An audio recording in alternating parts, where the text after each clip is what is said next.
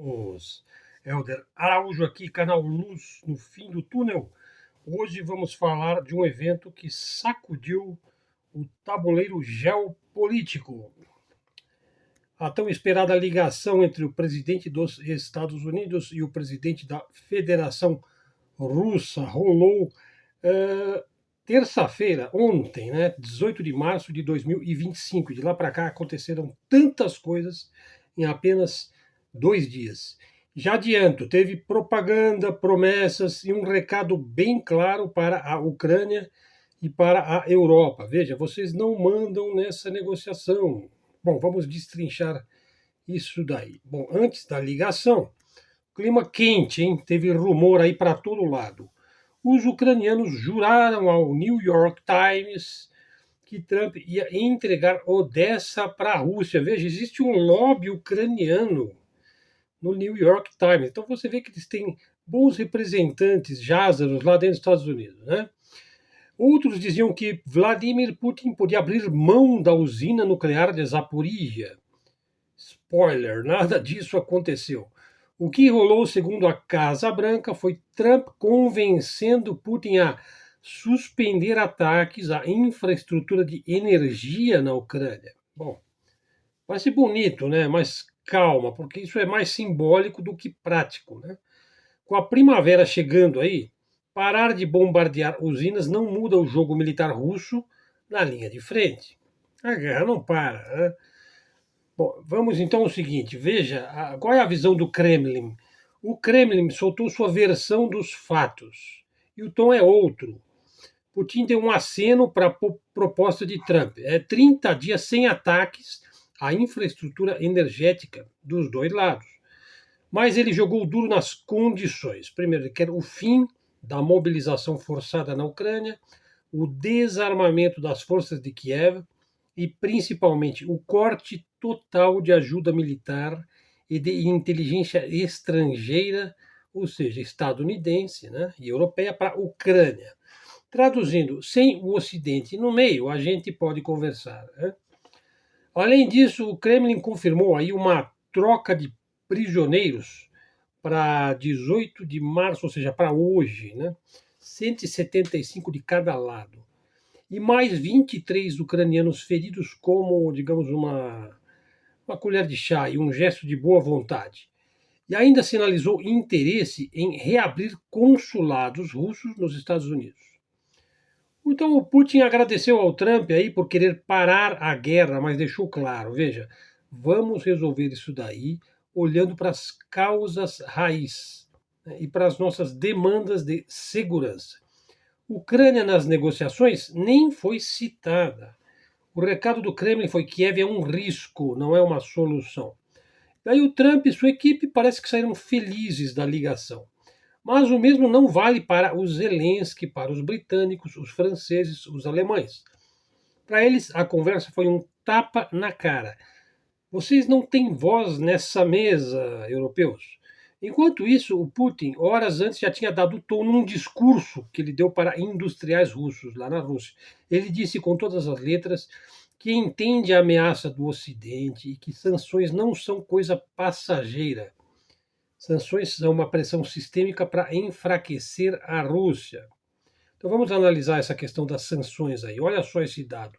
Segundo o Ministério das Finanças russo, são 28.595 sanções contra indivíduos e empresas russas. Veja, são mais sanções do que qualquer outro país na história. O Putin comparou isso ao caso do Jackson Vanik, uma restrição dos Estados Unidos que ficou ativa mesmo depois do fim da União Soviética, e avisou: o Ocidente não vai aliviar.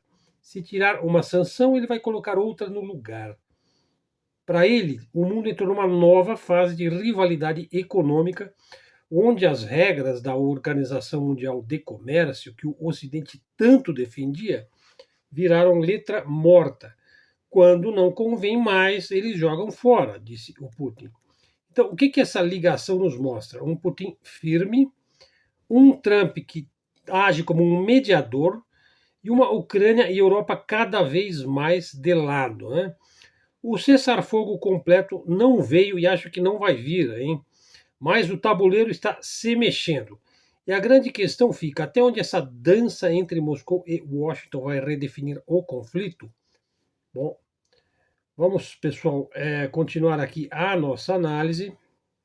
Veja, um outro ponto que eu gostaria de destacar aqui. Veja, segunda parte do vídeo. Bem, um tema que tem gerado intensas discussões no cenário internacional. Os BRICS e sua relação com uma possível, digamos, competição atroz aí com a presidência do Trump. A pergunta central é clara: os BRICS vão sobreviver ao governo Trump? Ou, mais precisamente, como é que uma liderança do Trump vai afetar o bloco liderado aí pelos China, Rússia, Brasil e Índia e África do Sul, que são os membros originais dos BRICS? Veja, então vamos visualizar essa questão sob diferentes perspectivas, hein? Analisando aí os impactos econômicos, políticos e estratégicos dessa disputa. Vamos ver a questão de Trump. Veja, figura conhecida por sua abordagem agressiva e imprevisível. Veja, ele entra em cena com força para depois ajustar as suas demandas conforme o contexto. Esse padrão foi observado em discussões recentes sobre sua política comercial. Veja, um dos pontos levantados é a ameaça de impor tarifas de até 100% sobre o comércio realizado fora do dólar. Veja, uma medida que poderia atingir diretamente os BRICS, um grupo que tem buscado reduzir a dependência do dólar, né? Há também a menção de uma tarifa inicial de 25%, que seria aplicada no primeiro dia, né, desde o primeiro dia do seu mandato, né, e que poderia ser parte de uma tática, né, entrar com força, ganhar tempo, então negociar termos mais favoráveis. Né. Bom, esse cenário levanta uma questão importante. Qual é o impacto dessas políticas sobre os BRICS? Bom, para alguns, as ameaças de Trump e o recuo é um ponto de ruptura. A ideia aí é jogar pesado e forte para tentar fragilizar a coesão do bloco BRICS. Alguns dizem. Outros dizem que não, que digamos, essa maneira agressiva e até bravateira de agir pode unir ainda mais o bloco, fortalecendo a determinação de buscar alternativas ao domínio econômico do dólar e dos Estados Unidos. Então vamos lá. Se o Trump fosse um indivíduo muito astuto, ele poderia adotar uma abordagem de uma negociação, digamos, mais profissional, né? Em vez de um confronto direto, coisa de jogador de pôquer, de apostador de cassino. Por exemplo, ele poderia aproximar-se do Brasil para ampliar as exportações agrícolas. E aí ele ia pegar um membro dos BRICS para tentar jogar contra os outros. Ou, por exemplo, oferecer à Índia um contrapeso à influência da China. Ou, por exemplo, propor investimentos na África do Sul. Veja, como o maior cliente da China, os Estados Unidos têm um poder de barganha significativo. Essa visão destaca Trump como um negociador pragmático, capaz de entrar forte com tarifas e sanções e depois recuar para acordos que sejam, vamos dizer assim, mutuamente benéficos. No entanto, essa tática aí tem limites, né? Por exemplo, a desdolarização. Um dos objetivos centrais dos BRICS parece estar em curso independentemente do que quer que faça os Estados Unidos. Veja, com uma dívida pública aí dos Estados Unidos estimada em 36 trilhões de dólares e passivos não pagos que podem chegar, veja, a 175 trilhões de dólares, além de juros crescentes e uma menor demanda por títulos do Tesouro norte-americano, o sistema financeiro dos Estados Unidos enfrenta desafios estruturais sérios.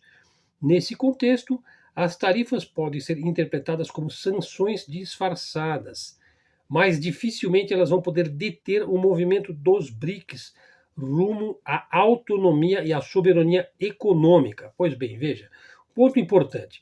A ascensão do Trump aí ao poder, então mês e pouco aí no poder, poderia funcionar como um fator unificador para os BRICS. Enquanto o Trump foca nos próximos 4 anos de seu mandato, o bloco BRICS mira um horizonte de, vamos dizer, alguns séculos à frente, né? O processo de desdolarização e a criação de sistemas financeiros alternativos já estão em andamento. Veja, como um trem que, uma vez em movimento, é muito difícil você parar um trem, né? Tarifas e pressões econômicas seriam um incentivo para os BRICS acelerarem seus planos, talvez de uma forma discreta, mas não menos eficaz. Os avanços dos BRICS são evidentes. Veja, nos últimos anos, países como Indonésia e Nigéria aderiram ao grupo, trouxeram recursos estratégicos, por exemplo, níquel, né, que é essencial para a indústria moderna. Há também sinais de que a China continua acumulando ouro em quantidades muito maiores do que declara oficialmente, enquanto a Arábia Saudita mantém uma posição ambígua, participando de reunião dos BRICS, enquanto avalia sua relação com os Estados Unidos. Esses movimentos sugerem que o bloco está progredindo, ainda que de maneira discreta. Veja, um terceiro ponto de vista aí traz uma reflexão mais profunda. Veja, tanto Trump quanto os BRICS se veem como vítimas do atual sistema globalista, né? O Trump argumenta que os Estados Unidos têm sido explorados, com empregos terceirizados para, por exemplo, a China, e um déficit comercial de 300 bilhões de dólares com os BRICS. Para ele, a dependência, por exemplo, depender de chips chineses às armas americanas, é uma questão de segurança nacional. Do ponto de vista dele, do ponto de vista da soberania, é correto. A sua retórica é direta. Os Estados Unidos não serão mais os otários do mundo, ele mesmo disse, né? Por ficar comprando tudo da China. Por outro lado, os BRICS também se sentem prejudicados pelo globalismo.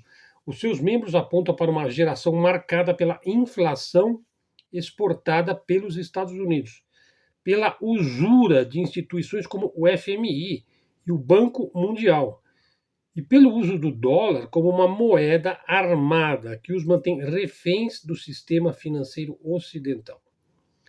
O Tesouro Americano, segundo essa crítica, tornou-se um emissor falido, veja, incapaz de superar a inflação nos últimos anos. Assim, ambos os Trump e os BRICS compartilham uma percepção comum de serem explorados. Veja, mas eles divergem radicalmente sobre como é que eles vão corrigir essa situação. Então, veja, no último ano, o crescimento dos BRICS foi notável. Dezenas de países expressaram interesse em se juntar ao bloco. Na reunião de Novgrad, por exemplo, o presidente russo Vladimir Putin destacou que 35 a 40 nações demonstraram um interesse formal e a adesão de novos membros, como a Indonésia. Reforçou a influência econômica do grupo, hein? Esse interesse de entrada de novos membros no bloco. Contudo, esse avanço tornou-se menos ruidoso no último trimestre, possivelmente como uma resposta às tensões crescentes com o Ocidente. Daí então a China anunciou uma pausa na compra de ouro. Veja, mas dados de Londres e da Suíça indicam o contrário, ou seja, sugerindo uma estratégia mais reservada e um certo poder aí de soft power, né, de propaganda. Veja, essa descrição então pode ser uma tática deliberada. Como na arte da guerra, os BRICS parecem evitar confrontos abertos enquanto vão consolidando suas posições. A recusa da Arábia Saudita em participar do G7, optando por enviar delegados à reunião dos BRICS, é um exemplo dessa postura ambígua e estratégica. Então, o que se pode esperar dessa relação entre Trump e os BRICS? O consenso entre as análises é que o impulso do bloco continuará, talvez de uma forma calma, digamos discreta, silenciosa durante os próximos 4 anos aí do Trump. O Trump pode gerar resistência pública e muito barulho na mídia, mas a determinação dos BRICS está enraizada em questões históricas e estruturais que transcendem um único mandato de um presidente. Seja como obstáculo ou força unificadora, Trump provavelmente será um catalisador, intencional ou não, para o fortalecimento do bloco. Veja, pessoal, eu estou dizendo que ele vai fortalecer os BRICS com as políticas dele. O futuro dirá se os BRICS conseguirão transformar suas ambições em realidade. Por ora, o que fica claro é que o jogo está mudando. Veja, o gênio saiu da garrafa e o movimento rumo a um mundo multipolar parece irrevogável. Bom, pessoal, então aqui a segunda parte da nossa análise. Veja, agora vamos à parte final do nosso vídeo. Veja, a desvalorização gigante do dólar. É isso que está em curso. para esconder a dívida monstruosa dos Estados Unidos. Então, terceira e última parte do nosso vídeo. Pessoal, bem-vindos aqui ao canal Luz no Fim do Túnel, hein? Se chegou até aqui, já dá um like. Vamos continuar ainda. No final eu os convido com mais presteza. Veja, vamos mergulhar em um tema que está dando muito o que falar. Veja, Trump seria o Gorbachev ou o Putin dos Estados Unidos? E mais, será que ele está tentando desvalorizar o dólar para salvar a dívida americana? Por trás daquelas tarifas que todo mundo comenta, pode estar escondida uma negociação gigante para moldar uma nova ordem mundial. Então, pessoal, ajusta o fone aí, vem comigo, vamos lá. A guerra tarifária das taxações, das tarifas, né, é mais do que parece. Você já deve ter ouvido falar da guerra tarifária do Donald Trump, não é mesmo? Aquela história de impostos sobre produtos importados que a mídia vive chamando de briga comercial, né?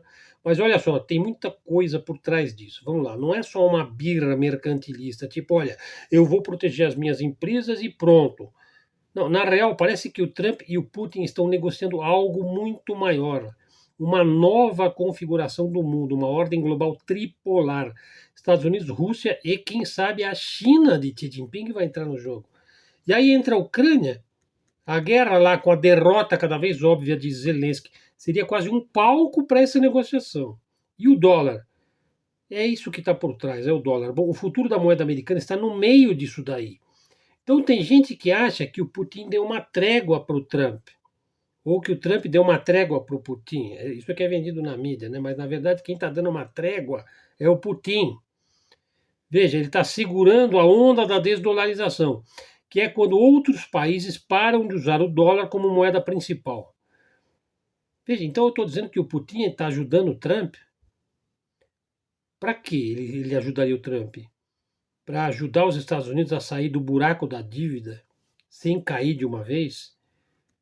Veja, o declínio dos Estados Unidos é inevitável ou é evitável? Olha, deixa eu te contar uma coisa que não é novidade para quem estuda geopolítica, hein? Faz tempo que se fala do declínio do Império Americano, do declínio dos Estados Unidos. Veja, pensadores como Johan Galtung, um norueguês especialista em paz e conflito, Emmanuel Todd, que eu já trouxe para o canal aqui, um francês que analisa o colapso de impérios. Veja, já vinham alertando sobre isso há décadas. Para eles, o Império Americano está em queda livre, e não é de hoje. Mas será então que o Trump ele quer acelerar isso daí ou dar um jeito de segurar as pontas e colocar os Estados Unidos de novo na hegemonia unipolar?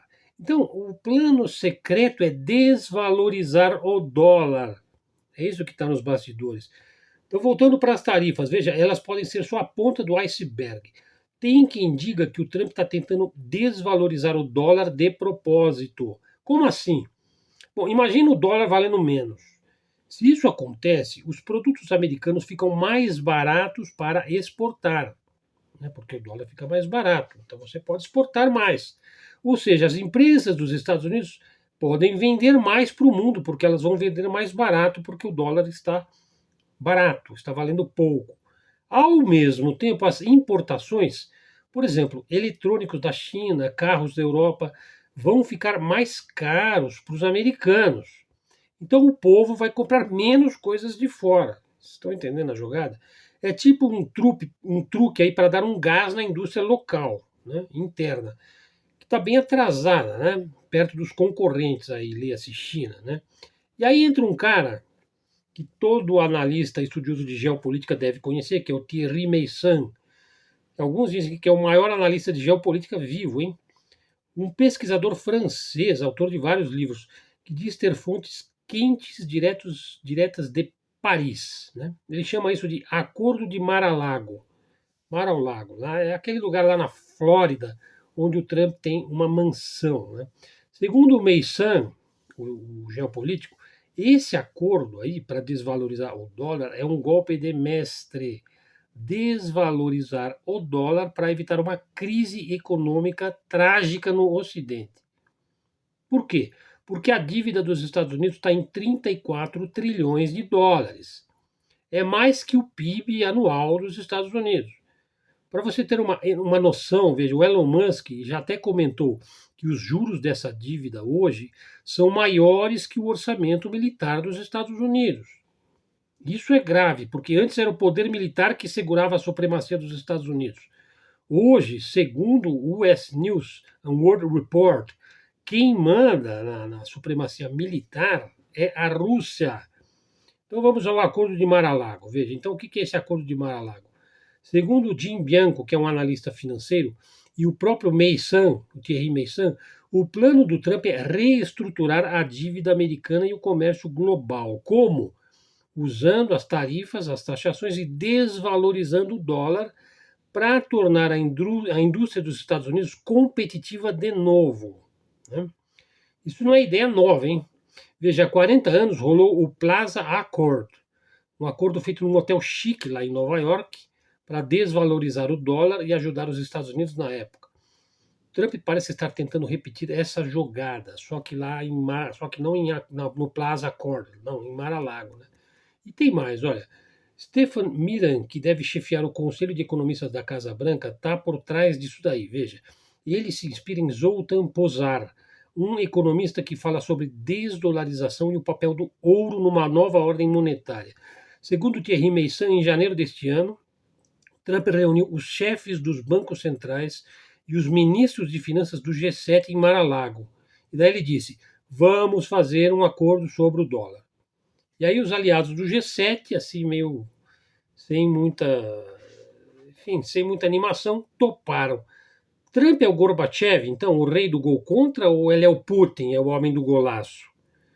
Veja, para fechar a questão, o Trump vai ser o Gorbachev dos Estados Unidos, aquele que enterrou a União Soviética sem querer, ou ele vai ser o Putin, o homem que pegou uma Rússia em frangalhos e a transformou numa superpotência? Parece que ele está mirando em ser o novo Putin, né, dos Estados Unidos, com armas financeiras, ó, tarifas e desvalorização do dólar. Pessoal, isso é muito importante, hein? Olha, o Trump quer evitar ser o coveiro do Império Americano, né? Quem sabe colocar os Estados Unidos de volta ao topo, ao lado da Rússia e da China. Veja só, vai colocar o topo.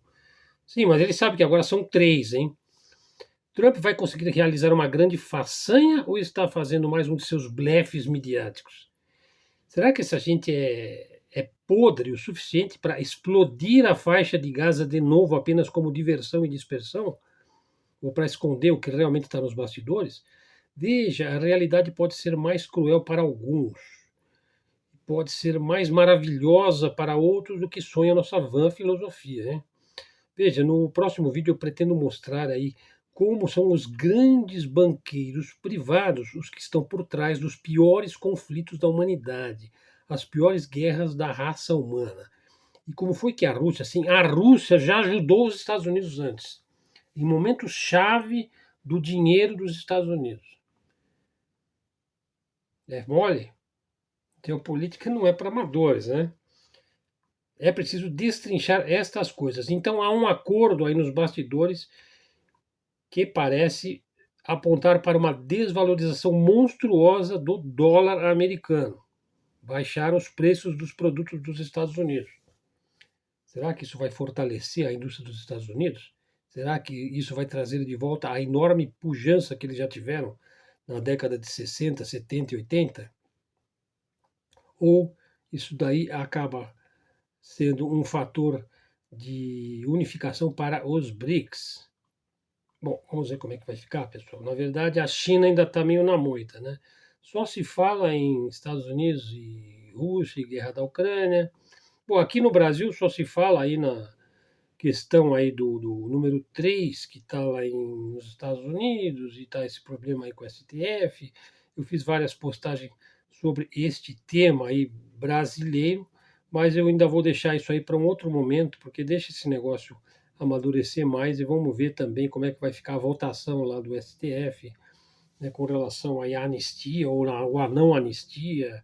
Fala-se que o número 3 está abrindo o caminho para uma fuga, né, de seu pai para os Estados Unidos. Seria naturalmente recebido de braços abertos pelo Trump. Será que é assim? O Trump ele gosta de pessoas soberanas, não é assim?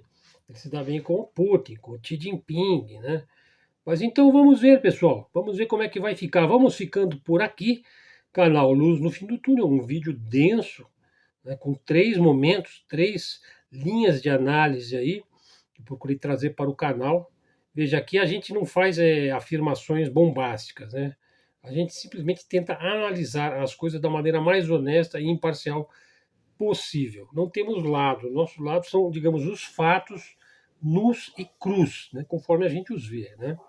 Pessoal, chegou até aqui, já dá o like, verifique se você está seguindo o canal Luz do Fim do Túnel, replique nas suas redes, traga um seguidor para o canal, faça o seu comentário valioso.